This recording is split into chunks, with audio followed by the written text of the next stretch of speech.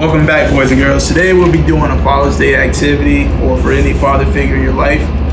For this activity, all you need is your Father's Day tie and your bag markers that we gave out to you guys.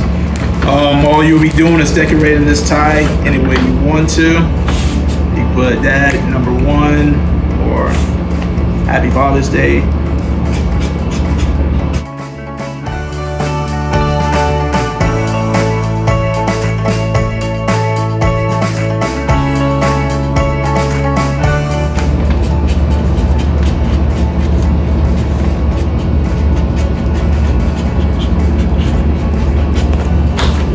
Alright, boys and girls, this is how my tie came out. Got number 1, Happy Father's Days, a few little designs. Give it to your parents, your father, or father figure in your life. It looks like I'm ready to go to a job interview, so bye.